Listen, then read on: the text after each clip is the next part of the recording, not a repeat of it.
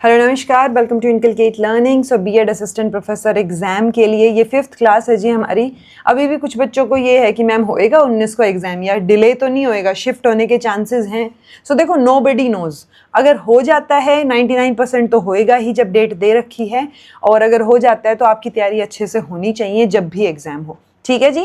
This is presented by मी रवीना। हम unit 5 की जो है यहाँ पे इस क्लास में प्रीवियस ईयर क्वेश्चंस डिस्कस करेंगे इन सारे के सारे पेपरों में से। ओके, यूनिट 5 का जो सिलेबस है अगर आप वो देखेंगे तो इश्यूज इन एजुकेशन है, तो इसमें कुछ एक पोर्शन फैक्चुअल है, अदरवाइज मेजरली जो चीज़ें हैं वो कॉन्सेप्चुअल लेवल की आपको देखने को मिलेंगी और आपको समझ भी आ जाएगा कि किस तरीके के क्वेश्चंस यहाँ से आए हुए हैं।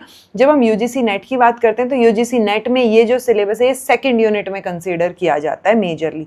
ठीक है, तो वो ओवरऑल वही चीज़ है जो हमने नेट में पढ़ी हुई है। सो हम थियोरी के बारे में बात नहीं करेंगे, सीधा क्वेश्चंस पे मूव करेंगे। ओके, फर्स्ट क्वेश्चन आपके सामने है, most classic question. State the correct sequence if the school education structure as per NEP 2020। Sequence of the आएगा, ये इफ द नहीं आएगा। ठीक है, सो ऑब्वियसली आपको पता होना चाहिए 5+3+3+4 का स्ट्रक्चर है हमारे पास। कई बार क्या होता है, ये जो 5 वाला है इसको भी वो 2 और 3 में डिवाइड करके आपको दे देते हैं, या 3 और 2 में, 2 और 3 में नहीं। ओके, कैसे कि पहले 3 साल जो है वो फाउंडेशनल, मतलब 3 और 2 का कॉम्बो, एंड देन आपकी ये अगले 3+3+4, यानी ये आपकी 9 to 12th है, ये आपकी 6 to 8th है, ये आपकी 4th 5th और 3rd 4th 5th क्लास है, और ये आपकी 1st and 2nd क्लास है, और ये आपके early childhood care and education आ गया। ओके, सो ये कई बार 5+3+3+4 को भी ब्रेक डाउन करके ये 3+2 दे देते हैं, तो आप उस हिसाब से आंसर लगा के आया कीजिए। ओके, RPWD, UNCRPD, सर्व शिक्षा अभियान और अपना नेशनल करिकुलम फ्रेमवर्क, ये अपना 2007 में आया था, ये 2016 में आया था। देन सर्व शिक्षा अभियान 2001, ये 2005। लीगल बाइंडिंग इंटरनेशनल ट्रीटी की बात हो रही है, तो इंटरनेशनल तो आपका यूनाइटेड नेशंस कन्वेंशन ही है। इंक्लूड्स एसिड अटैक्स, तो यहाँ पे विक्टिम आना था, लेकिन फाइनल पेपर में भी विक्टिम्स, ठीक है। सो फाइनल पेपर में भी इन्होंने एसिड अटैक्स तक ही मेंशन कर रखा था। सो आपका ये किस में मेंशन है जी, ये आपके RPWD एक्ट में एसिड अटैक विक्टिम्स को भी इंक्लूड कर रखा है। चिल्ड्रन विद स्पेशल नीड्स और जीरो रिजेक्शन पॉलिसी, तो जीरो रिजेक्शन पॉलिसी सर्व शिक्षा अभियान बात करता है। Okay, school accommodate all children regardless of any difference, तो ये आपका नेशनल करिकुलम फ्रेमवर्क में आ जाएगा। 2, 1, 3, 4, ऑप्शन नंबर डी 4 आपका सही है जी। Report of which of these committees was entitled towards end, इसका टाइटल दे रखा है आपको, towards an enlightenment and humane society. Humane होता है वैसे, ये जो स्पेलिंग आपकी उसमें लिखी हुई है, आपकी रिपोर्ट में लिखी हुई है।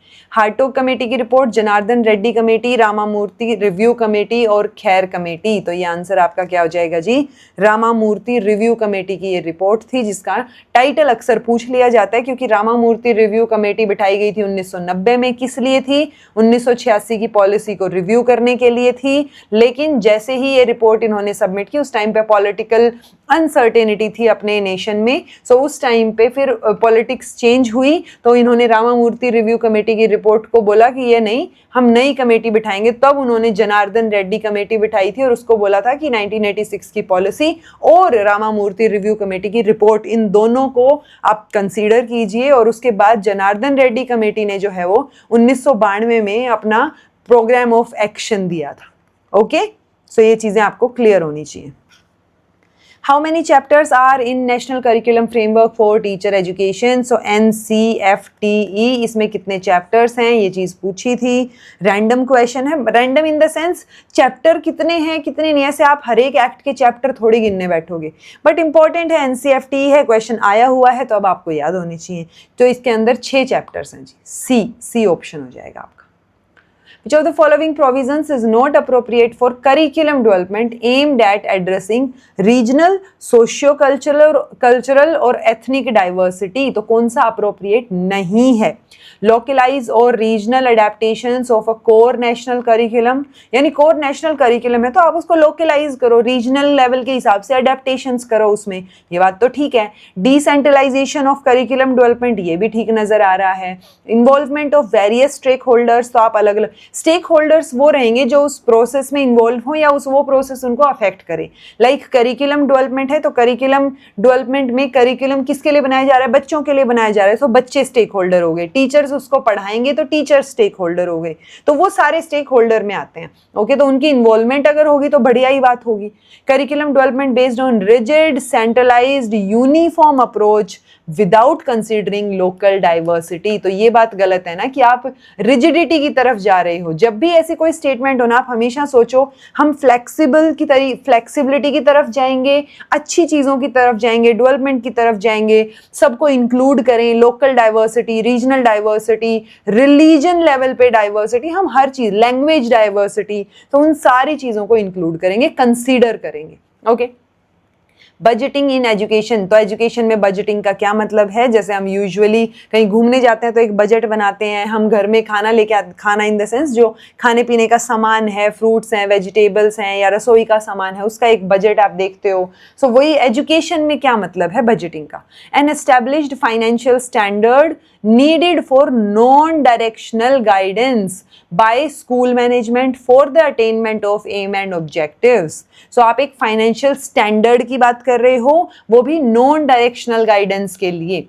डिजाइनिंग अ फाइनेंशियल ब्लूप्रिंट और प्लान, देखो ऐसा कुछ बजट में यही तो करते हैं, एक प्लान होता है जो कि सस्टेन करेगा the execution of quality educational processes in an educational institution, वो भी एक पर्टिकुलर ईयर में. सो ये साउंड अच्छा कर रहा है, ये बढ़िया लग रहा है. Plan for specifying the use of general resources in the school system without necessarily focusing on detailed financial planning. नहीं, हम इसमें detailed financial planning ही करते हैं, so ये financial blueprint वाला ही option बढ़िया है अब तक तो. Assessment of structural plan का assessment नहीं, हम उस plan को बनाते हैं, डिज़ाइन करते हैं, तो वो budgeting है. So option B हमारा correct answer है. ओके जी. नेक्स्ट है a good educational plan should aim at improvement of which of the following components along with promoting participation in community programmes. तो एक अच्छा एजुकेशनल प्लान जो है वो किस चीज़ के ऊपर फोकस करेगा? फिजिकल फैसिलिटीज इंप्रूव करने पे, टीचर्स, करिकुलर, को curricular activities. So physical facility, teacher और गवर्नमेंट, तो ये दो चीज़ें तो यहाँ क्लैश हो ही गई. टीचर, लाइब्रेरी सर्विसेज, करिकुलर, को curricular, physical facility, teacher, library services, curricular, को करिकुलर. तो इस ऑप्शन में सारे के सारे ऑप्शंस आ रहे हैं, मैक्सिमम चीज़ें यहाँ इंक्लूड की हैं, तो ऑप्शन डी हमारा सही रहेगा. Which of the following statements is not true about policy? So public policies also evolve with the activities of top level executives alone. या alone word, never word, always word. So ये ना बहुत extreme words होते हैं जो आपकी statement को गलत साइड लेके जाते हैं. Policy as the product of political influence determining and setting limits to what the state does. Policy refers to a broad statement that reflects future goals and aspirations and provides guidelines for carrying out those goals. Policy refers to a situation where government takes a decision or chooses a course of action to solve a social problem and adopts a specific strategy for its planning and implementation. So policy का क्या मतलब रहेगा जी? Policy overall अगर आप बात करोगे तो A option आपका गलत है, बाकी सारी चीज़ें बिल्कुल सही हैं, तीनों की तीनों. नॉट ट्रू हमसे पूछा था, तो ये अलोन वाली स्टेटमेंट गलत हो जाती है. Effective curriculum transaction requires alignment among. So effective curriculum transaction कब होगा? Infrastructural, political, ideology, textbook content only, objectives, instructional strategy और assessment method, teacher autonomy without evaluation. देखो evaluation तो हर जगह होता ही है. Alignment, better effect, मतलब कौन सी चीज़ें alignment में रहेंगी तो एक effective curriculum को हम transact कर पाएंगे, यानी उसको लागू कर पाएंगे, implement कर पाएंगे. So C option better है जी, जिसमें हम objectives उनके हिसाब से हम strategies बनाएंगे और उसी के हिसाब से फिर हम assessment methods बनाएंगे. So C option correct है. The competency based approach to curriculum evaluation primarily focuses on, so competency based approach है तो किसकी बात करेगा? टीचर सेटिस्फेक्शन सर्वे की, norm referenced comparison among learners की, historical evolution of curriculum content की, या measurement of predetermined performance standards. तो कॉम्पिटेंसी वाला जो है वो क्राइटेरिया रेफरेंस की तरफ लेके जाता है, जहां पे हम मेजरली जो पहले से डिटरमाइंड स्टैंडर्ड्स हैं उनके हिसाब से हम करिकुलम को इवेल्युएट करते हैं। ओके, उसके हिसाब से ही करिकुलम बनाते हैं और फिर उसको इवेल्युएट करते हैं। तो डी ऑप्शन सही है। Teaching a subject in a new way with in the same curriculum, तो आपका करिकुलम सेम है, यानी आपने करिकुलम में तो चेंज किया ही नहीं है, तो बी ऑप्शन गलत हो गया। ट्रांसफॉर्म भी नहीं किया है करिकुलम को, ना ही कोई टेक्नो एडवेंट यानी कोई और अलग चीज़ की है। सो इनोवेशन है जी, ये करिकुलम में इनोवेशन है जब आप सेम करिकुलम में कोई चीज़ को नए तरीके से पढ़ा रहे हो। करिकुलम का क्या मतलब है? All the experiences which students get in the school, subject knowledge that transferred by the faculty, work experience या syllabus prescribed for the course। तो सिलेबस एक पार्ट होता है करिकुलम का, ना कि करिकुलम इटसेल्फ। ओके, तो ये गलत हो गया। वर्क एक्सपीरियंस अकेला कुछ नहीं करेगा यहाँ, ना ही सब्जेक्ट नॉलेज जो फैकल्टी ने ट्रांसफर की है उसका सिर्फ वहां तक लिमिट है। तो ओवरऑल जो एक्सपीरियंसेस प्रोवाइड किए जा रहे हैं वो करिकुलम में इंक्लूडेड रहेंगे। कई बार वो करिकुलर रहेंगे या फिर को करिकुलर, नॉन करिकुलर, वो चीजें भी उसके अंदर इंक्लूडेड रहेंगी। Which of the following commission suggested meditation as a part of moral values? Secondary Education Commission, University Education Commission, National Education Commission या Indian Education Commission? So ये meditation वाली बात सबसे पहले जो है वो University Education Commission ने बोली थी, इसको ध्यान रखिएगा, ऐसा कोई क्वेश्चन रिपीट हो सकता है। ओके, ताकि वो होता है ना, क्योंकि बाकी चीजें तो आप कर ही लोगे, आपको समझ आ गई, बट ऐसा कोई क्वेश्चन जिसमें मेडिटेशन या स्पेशली कोई चीज नहीं पूछ रखी हो तो वो आप याद रखा करें। Which was the body of women education in 1958? So ये आपके यहाँ सिलेबस में भी मेंशन है जी। 1958 में दुर्गाबाई देशमुख कमेटी थी, 1961 में श्रीमती हंसा मेहता कमेटी थी। तो ये दोनों की दोनों आपको पता होनी चाहिए ईयर वाइज। ओके, 1961 और 1958। बाकी मैं कोशिश करूंगी कि ये जो हैं इनके जो एक आधी मेन कमेटीज है, क्योंकि मैंने ना एजुकेशन के लिए शॉर्ट्स बनाए थे, शॉर्ट वीडियोस, जिनसे आप रिवाइज कर सकते हो इंपॉर्टेंट फैक्चुअल पॉइंट्स। ओके, तो वो आपको एग्जाम बेस्ड सीरीज करके आपको एक वो मिल जाएगी प्लेलिस्ट। सो उस एग्जाम बेस्ड सीरीज में सिर्फ शॉर्ट वीडियोज हैं, शॉर्ट्स हैं। तो उन शॉर्ट्स को मतलब इट्स लाइक खाली टाइम में बैठे वो शॉर्ट्स भी स्क्रॉल कर लोगे ना तो बहुत सारी इन्फॉर्मेशन आपके दिमाग में जानी शुरू हो जाएगी। सो मैं कोशिश करूंगी कि उसमें और भी इन्फॉर्मेशन ऐड की जा सके। ओके, सो ये हमारा आंसर हंसा मेहता, ये दुर्गाबाई देशमुख कमेटी हो गया। Which of the following situations reflects non-formal education rather than informal education? So non-formal को कौन justify करेगा? देखो, एक होती है formal education जिसमें जैसे हम स्कूल कॉलेजेस में जाते हैं, प्रॉपर रेगुलर क्लासेस होती हैं, टाइम पीरियड होता है, चीज़ें होती हैं, that is formal. Non formal चीज़ें, सिलेबस चीज़ें वो तो डिज़ाइन या स्ट्रक्चर्ड होंगी, बट नॉन फॉर्मल में आप याद रख लो जैसे ओपन स्कूलिंग जो होती है। ओके, और इनफॉर्मल जो है वो क्या हो जाएगी, जो आप डेली लाइफ से सीखते हो, इनफॉर्मल, वो आपकी इनफॉर्मल है। तो ये चीज़ें आपको पता होनी चाहिए। Learning language through everyday exposure, ये इनफॉर्मल में जाएगा। Acquiring values through peer influence, ये इनफॉर्मल में जाएगा। एक स्ट्रक्चर्ड कम्युनिटी प्रोग्राम है ये नॉन फॉर्मल में जाएगा। Learning social norms through family interaction, so ये भी आपका इनफॉर्मल में जाएगा। सो बेसिकली जो भी आप रोजमर्रा की जिंदगी से सीख रहे हो दैट इज इनफॉर्मल। जो फॉर्मल नहीं है बट स्ट्रक्चर्ड है स्टिल, वो आपका किस में जाएगा, नॉन फॉर्मल में जाएगा। जैसे ओपन लेवल पे डिस्टेंस एजुकेशन आप करते हो, वो सारी चीजें। Which one of the following best distinguishes reflective thinking from routine thinking in educational context? So क्या चीज़ reflective thinking को routine thinking से differentiate करती है? routine thinking जो आप daily routine में चीज़ें सोचते हो, reflective thinking आप जब किसी particular चीज़ के ऊपर reflect back करते हो, उसके बारे में सोचते हो deliberately. So reflective thinking is characterized by deliberate, goal-directed analysis, evaluation of alternatives. जबकि routine thinking जो है वो habitual और automatic responses के ऊपर ज़्यादा rely करती है। Okay. Reflective thinking involves repetition of learned responses, जबकि routine thinking में analysis होगा नई situation का। ये गलत है। ये जो repetition है learned responses का वो routine है। रिफ्लेक्टिव थिंकिंग एक्सक्लूड करती है प्रॉब्लम सॉल्विंग, जबकि routine thinking higher order reasoning पे फोकस करती है। नहीं, रूटीन थिंकिंग में आप रोज रोज थोड़ी हायर ऑर्डर रीजनिंग करोगे।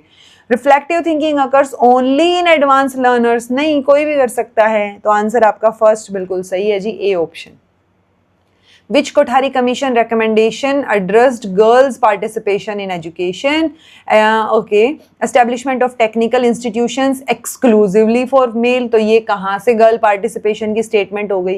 Replacement of regional languages with English medium instruction, ये वैसे ही कोई नहीं बोलता कि आप रीजनल लैंग्वेज को या मातृभाषा को छोड़ के कोई और लैंग्वेज प्रमोट करो, ऐसा कोई नहीं बोलता। उसके साथ साथ कोई और प्रमोशन की बात फिर भी हो सकती है कि भाई आप रीजनल भी सिखाओ, इंग्लिश भी सिखाओ, ऐसी बात तो फिर भी किसी ने बोली होगी। Okay, incentives like scholarship, hostel, support for enrolment and retention. So ये चीज गर्ल पार्टिसिपेशन के लिए अच्छी है ना, कि आप उनको स्कॉलरशिप दो, उनके लिए हॉस्टल्स बनाओ, हॉस्टल्स प्रोवाइड करो, उनके एनरोलमेंट में, रिटेंशन में सपोर्ट करो उनको, ऐसे कोई इंसेंटिव्स होने चाहिए। Introduction of semester system in higher education institutions, इसका गर्ल पार्टिसिपेशन से सोलली कोई लेना देना नहीं है। आंसर आपका सी हो गया। Which outcome is directly linked to increasingly urbanization in education system? So direct link कौन सा statement या outcome बताता है? Expansion of specialized and diversified institutions for occupational and technological needs, shift towards informal community learning without structured institutional frameworks and system, then है reduced access to concentration of population in urban areas or decline in demand for technical and professional education sectors। तो कौन सी statement आपको ठीक लग रही है? जब increasing urbanisation है तो चीज़ें भी इंक्रीज हो रही हैं, तो ये डाइवर्सिफिकेशन और एक्सपेंशन वाली चीज़ सही है। बाकी चीज़ों में आप एक्सेस रिड्यूस कर रहे हो ऐसा नहीं है, डिमांड डिक्लाइन हो रही है ऐसा भी नहीं है, या शिफ्ट हो रही हैं चीज़ें विदाउट स्ट्रक्चर्ड इंस्टीट्यूशनल फ्रेमवर्क के। कुछ लेवल पे शिफ्ट हो रही हैं, जैसे होम स्कूलिंग वगैरह आ रही है, लेकिन ऐसा नहीं है कि सब लोग या मेजॉरिटी ऑफ लोग उस तरफ जा रहे हैं। When educational policies and practices do not acknowledge the linguistic diversity of students, these students may struggle to find spaces where their opportunities are validated, identities are validated, intelligence are validated, या फिर communication skills are validated। तो जब ऐसी education policies जो हैं वो acknowledge नहीं करेंगी linguistic diversity को, so बच्चे की जो खुद की language होगी या वो जो native language बोलता होगा वो अपनी identity को ही का ही validation ढूंढता रह जाएगा। So they will face a struggle to find spaces जहाँ पे उनकी identities को validate किया जाए। Okay? A mode of blended learning where students watch a short lecture video online and come into the classroom to complete activities such as group work या project, तो इसको हम क्या बोलेंगे? फ्लेक्सिबल मोड क्लास है, blended online class है, या देखो ब्लेंडेड लर्निंग तो है ही, मोड ऑफ ब्लेंडेड लर्निंग, तो उसी को आप ब्लेंडेड बोल दोगे, वो तो पॉइंट नहीं बना। ये फ्लिप्ड क्लासरूम रहेगा जी, जिसमें आपने ट्रेडिशनल क्लासरूम को फ्लिप कर दिया है कि आप पहले से चीजें पढ़ के आ रहे हो और क्लास में आप डिस्कशन हो रहा है।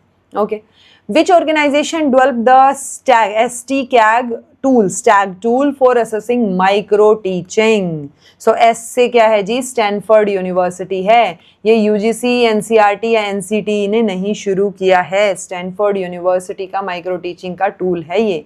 फ्लैंडर का interaction category analysis, criticising is placed at, तो मैंने लास्ट टू लास्ट क्लास जो अपनी थर्ड क्लास थी उसके अंदर मैंने आपको बताया था कि फ्लैंडर का इंटरेक्शन एनालिसिस में 10 कैटेगरीज हैं, आपको याद होनी चाहिए। तो इन्होंने क्रिटिसाइजिंग की कैटेगरी पूछी हुई है, सो आपको याद होगी तो ही आप बता पाओगे। कैटेगरी नंबर 7 आंसर रहेगा।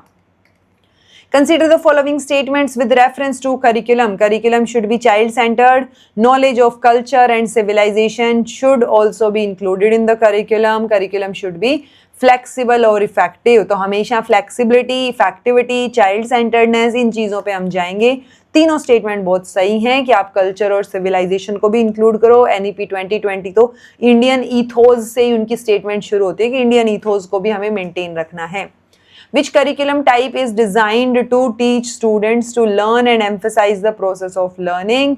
Competency based curriculum, subject centered curriculum, content based curriculum और process oriented curriculum. So किस पे फोकस? जो curriculum students को सिखाने पे emphasis कर रहा है, process पे फोकस कर रहा है, तो process centered curriculum better option है। A standard of performance for a defined domain, तो एक डिफाइंड डोमेन के लिए जो आपने स्टैंडर्ड सेट किया है, that is rubric, that is portfolio, that is blueprint या दैट इज अचीवमेंट। सो वो क्या है जी, वो रुब्रिक है। Okay, Which of the following are dimensions of curriculum evaluation? Content को evaluate करना, तो CIPP context, input, process और आपका प्रोडक्ट, इनको इवेल्युएट करना। स्टफल बीम ने ये मॉडल दिया है करिकुलम इवेल्युएशन का, इसमें परफॉर्मेंस का कोई लेना देना नहीं है। 1 2 3 4 आपका उत्तर हो जाएगा। Who gave the concept of teaching strategy of brainstorming? सो गेग ने दिया है, क्राउडर ने तो अपना, नॉर्मन क्राउडर ने तो सेकंड ब्रांच्ड प्रोग्रामिंग का कॉन्सेप्ट दिया है। तो ऑसबर्न है जी, ब्रेनस्टॉर्मिंग का कॉन्सेप्ट ऑसबर्न ने दिया है। In which year education was brought into concurrent list? So अगर हम कॉन्स्टिट्यूशन को देखें तो ओरिजिनल कॉन्स्टिट्यूशन में ये स्टेट लिस्ट में था, लेकिन 1976 का जो अमेंडमेंट था, 42nd कॉन्स्टिट्यूशनल अमेंडमेंट एक्ट, उसके तहत इसको कॉन्करेंट लिस्ट में डाला गया। ओके, यानी कि अब इसके ऊपर सेंटर भी और स्टेट भी दोनों ही रूल्स बना सकते हैं, लॉज बना सकते हैं। कॉमन स्कूल सिस्टम की बात किसने की थी? कोठारी कमीशन ने की थी। नवोदय विद्यालय जो हैं NEP NPE के बाद खुले हैं। 4 year under graduate multipurpose school की बात जो है वो मुदालियर कमीशन ने की थी। 4 ईयर अंडर ग्रेजुएट प्रोग्राम की बात, अभी जो ITAP की बात चल रही है, इंटीग्रेटेड टीचिंग ओरिएंटेड प्रोग्राम जो है, teaching education programme, teacher education programme, तो वो आपका 4 ईयर वाला NEP 2020। सो आंसर क्या हो गए आपके? ये आपका 1986 की पॉलिसी चला जाएगा। वैसे अगर यहाँ पे ये ना मिलता तो हम प्रोग्राम ऑफ एक्शन 1992 होता, उसके साथ भी जा सकते थे नवोदय विद्यालय के लिए। ओके, सो 3 4 2 1, अच्छा ये मैंने ऑप्शंस गड़बड़ कर दिए, ये 3 4 2 1 आएगा भाई,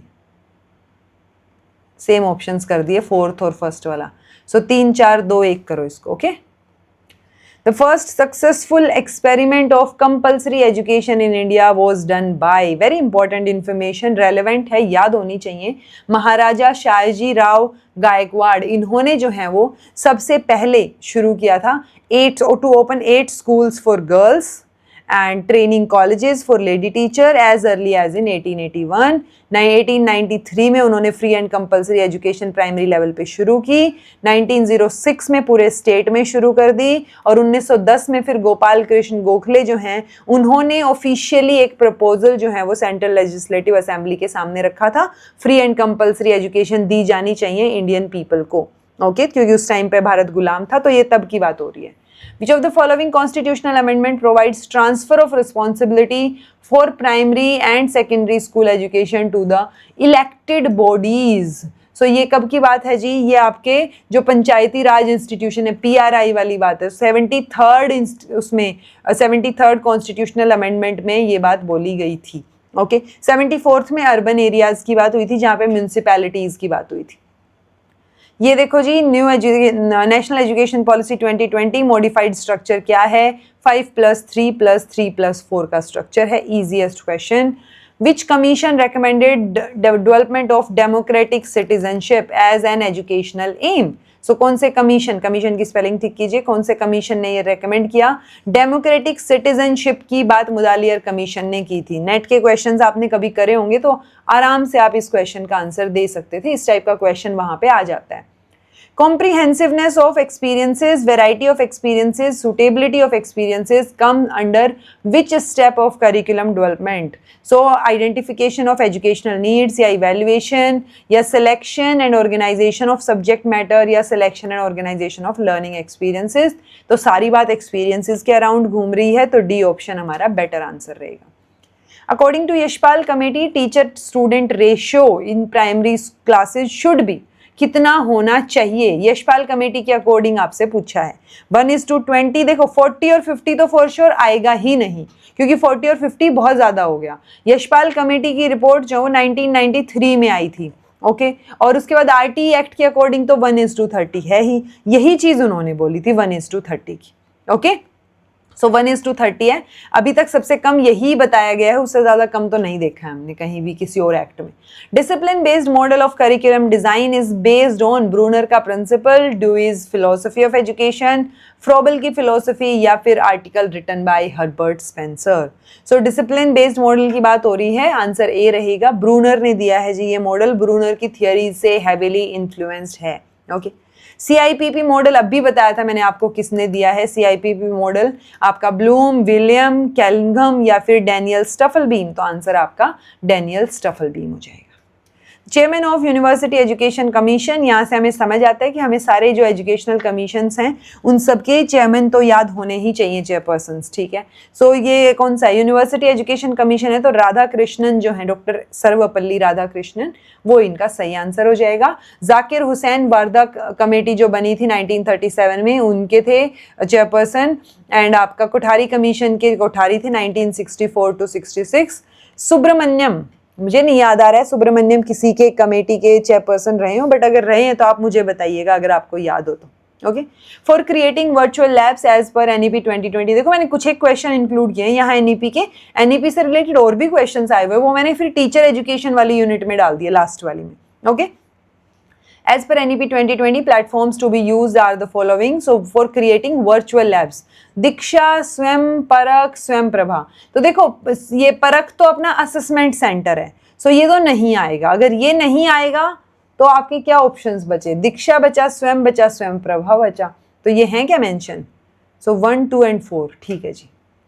NCFT 2009 was published by NCERT, NEC, NCTE या NIRF। NIRF तो खुद बना ही 2015 में, पहली रिपोर्ट बाद में निकली है उनकी, ठीक है। 2016 में पहली रिपोर्ट निकली आई थिंक, और 2015 में NIRF की वही रैंकिंग फ्रेमवर्क है ये, तो वो बना था। देन नेक अपना 1992 के अराउंड बना था शायद, और बेंगलोर इसके हेडक्वार्टर्स हैं। NCERT तो अपना 1961 में बना है। It's not a statutory body, ये बात आपने याद रखनी है। सो NCTE ने NCFTE बनाया है जी। CIPP model of instructional design was developed by, favourite question दूसरी बार आया है, दैट मीन्स ये क्वेश्चन रिपीट हो रहा है। सो आंसर आपका डैनियल स्टफलबीम आ जाएगा, ठीक है। In education Curzon emphasised on, so Curzon policy आई थी 1904 में। 1902 में इंडियन यूनिवर्सिटीज एक्ट आया था।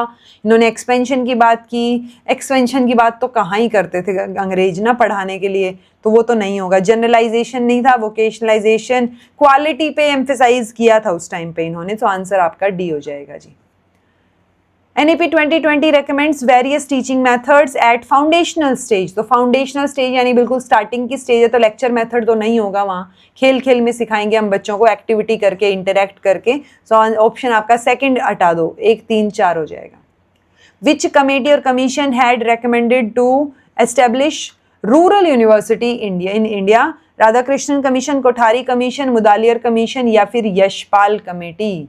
यशपाल कमेटी तो फिर भी बहुत आगे हो गया, 1986 की पॉलिसी के बाद तो बनी गई थी। सो किसने रेकमेंड किया था जी? यूनिवर्सिटी की बात हो रही है तो राधाकृष्णन कमीशन ने रेकमेंड किया था, क्योंकि वो यूनिवर्सिटीज के ऊपर बात कर रहा था। What among the following is not a feature of Vedic education? Personality development, knowledge and experience, conservation of culture, development of child according to nature। So not a feature, कौन सा फीचर नहीं है? सो डी वाला feature नहीं है जी, ये individual differences को consider करते।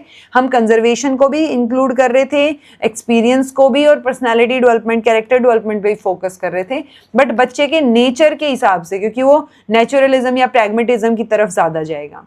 कोठारी कमीशन की जो रिपोर्ट थी उसका नाम पूछा है आपसे, सो ये आपका कौन सा है जी? एजुकेशन एंड नेशनल डेवलपमेंट इसका नाम रहेगा। ओके, कई बार आया हुआ है नेट वगैरह में तो ये question. Which committee or commission has to create national educational technology framework, NETF? So NEP 2020 1986 Ramamurthy committee या सचर कमेटी? तो आंसर आपका NEP 2020 रहेगा। सचर कमेटी आपने शायद ना सुना हो। सचर कमेटी की अगर हम बात करें तो ये हाई लेवल कमेटी थी जो मुस्लिम्स के एजुकेशनल स्टेटस को जानने के लिए 2005 में बनाई थी, सोशल, इकोनॉमिक और एजुकेशनल स्टेटस को जानने के लिए। इसकी रिपोर्ट 2006 में रिलीज हुई थी, ये बात आप याद रख सकते हो। Which of these pairs does not indicate correct matching? Mudaliar commission ने मल्टीपर्पज स्कूल की बात की थी, सही है। आचार्य रामामूर्ति कमेटी ने नवोदय विद्यालय, नवोदय विद्यालय की मेनली बात तो देखो मैंने आपको बोला था 1992 के बाद की ज़्यादा बात है प्रोग्राम ऑफ एक्शन की, बट हम कंसीडर कर सकते हैं अगर और ऑप्शंस गलत नहीं हो तो। नेशनल एजुकेशन पॉलिसी ने यूजीसी एकेडमिक स्टाफ कॉलेज की बात की है, और 1986 की पॉलिसी ने ऑपरेशनल, ये ऑपरेशन ब्लैक बोर्ड वाला ठीक है, operation black board primary education को बेटर करने के लिए था। आचार्य राममूर्ति वाली बात भी हम कंसीडर कर सकते हैं, क्योंकि ये वाली स्टेटमेंट गलत है जी, ये एकेडमिक स्टाफ कॉलेज जैसी बात कोई नहीं की है इन्होंने। ओके, ये हो गए जी आपकी 5 यूनिट के सारे क्वेश्चंस, एंड आई होप आपको समझ आई हो चीज़ें, आपको आइडिया हुआ हो किस तरीके के क्वेश्चंस आते हैं। This was all about today, thank you so much for watching. Feedback ज़रूर दिया कीजिए, हर एक क्लास के नीचे 5 यूनिट हमने कर ली हैं, 5 और बची हैं। Thank you so much for watching. Be happy, keep smiling, subscribe to Inculcate Learning because it is absolutely free. Be consistent in your efforts. Take care. See you in next class.